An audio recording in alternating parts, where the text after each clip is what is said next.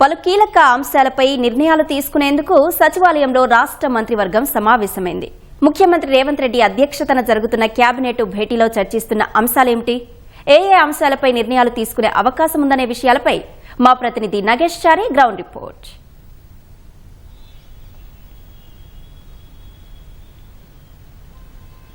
అశ్విని, సుమారు గంట నుంచి కేబినెట్ సమావేశం జరుగుతుంది. దాదాపుగా 3-4 గంటల పాటు ఈ సమావేశం జరిగే అవకాశం కనిపిస్తుంది.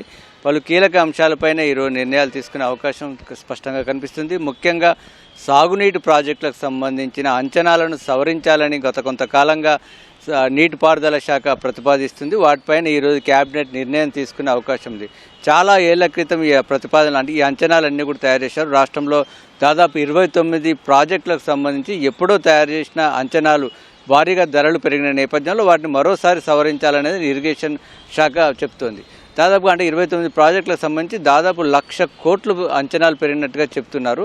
అయితే ప్రధానంగా అందులో ప్రధానమైనటువంటి అటు పాలమూరు రంగారెడ్డి, అదేవిధంగా సీతమ్మ సాగరు, అదేవిధంగా సీతారామ ప్రాజెక్టు, ఇలాంటికి సంబంధించి డిండి, ఇలాంటి ప్రధానమైన ప్రాజెక్టులకే దాదాపు 39,000 కోట్ల వరకు అంచనాలు పెరిగినట్టుగా చెప్తున్నారు. అయితే వాటన్నిటిపైన ఈరోజు కేబినెట్ చర్చించి అంచనాలను ఎంతవరకు పెంచాలి అనే అంశంపైన ఈరోజు కీలకమైన నిర్ణయం తీసుకునే అవకాశం ఉంది. అంటే చాలా కాలంగా ఇరిగేషన్ శాఖ కోరుతున్నప్పటికీ అసలు కేబినెట్ ఎజెండాలోనే రావడం లేదని గత సమావేశంలో ఇరిగేషన్ శాఖ మంత్రి ఉత్తమ్ కుమార్ రెడ్డి కొంత అసంతృప్తి వ్యక్తం చేసిన నేపథ్యంలో మొదట అదే అంశంపైన ఈరోజు ఎజెండాలో ప్రధానంగా చర్చిస్తున్నట్టుగా తెలుస్తుంది. దానిపైన కీలకమైన నిర్ణయాలు తీసుకుని ఉన్నారు.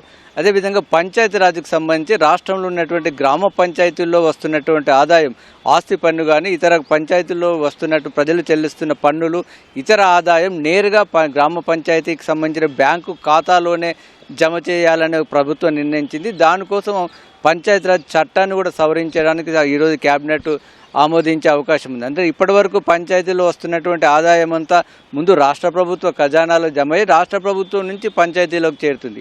ఈ క్రమంలో ఒక్కోసారి రాష్ట్ర ప్రభుత్వం ఆ నిధులను ఇతర అవసరాలకు మళ్లించడం వంటి జరుగుతున్న నేపథ్యంలో నేరుగా పంచాయతీలకే చెల్లించాలని ప్రధానంగా నిర్ణయం తీసుకునే అవకాశం కనిపిస్తుంది.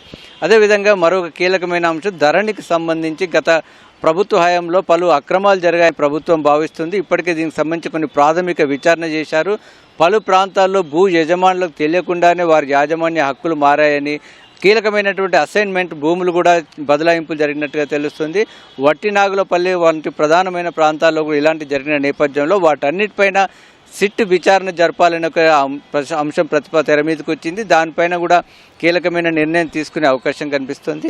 అదేవిధంగా బుల్లెట్ రైళ్లకు సంబంధించి హైదరాబాద్ నుంచి బెంగళూరు, హైదరాబాద్ నుంచి చెన్నై బుల్లెట్ ట్రైన్లకు సంబంధించి కేంద్ర రైల్వే శాఖ కొన్ని ప్రతిపాదనలు చేసింది. అయితే అలైన్మెంట్లో కొన్ని మార్గాల్లో మార్పులు చేయడం, అదేవిధంగా కొన్ని రైల్వే స్టేషన్లు కూడా కొన్ని ఎక్కువ పెట్టాలని రాష్ట్ర ప్రభుత్వం భావిస్తుంది.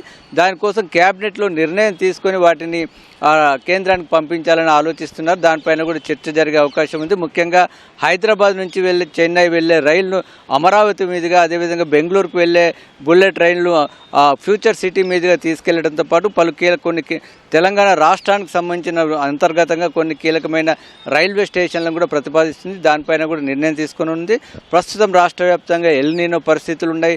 ఈ వర్షాభావ పరిస్థితుల నేపథ్యంలో రైతులు ఏ విధంగా ఉండాలి, రైతులను చైతన్యపరచడానికి ప్రభుత్వ పరంగా తీసుకోవాల్సిన నిర్ణయాలు ఏంటి, వ్యవసాయ శాఖ చెప్పినటువంటి ప్రత్యామ్నాయ ప్రణాళికను ఏ విధంగా అమలు చేయాలనే అంశాలపైన కూడా ఈరోజు కీలకమైన చర్చ జరిగే అవకాశం ఉంది. అదేవిధంగా మెట్రో రైలుకు సంబంధించి కేంద్రం వద్ద ఉన్న పెండింగ్ అంశాలు, మిగతా వీటన్నిటిపైన కూడా ఈరోజు నిర్ణయం తీసుకునే అవకాశం ఉంది. అశ్విని.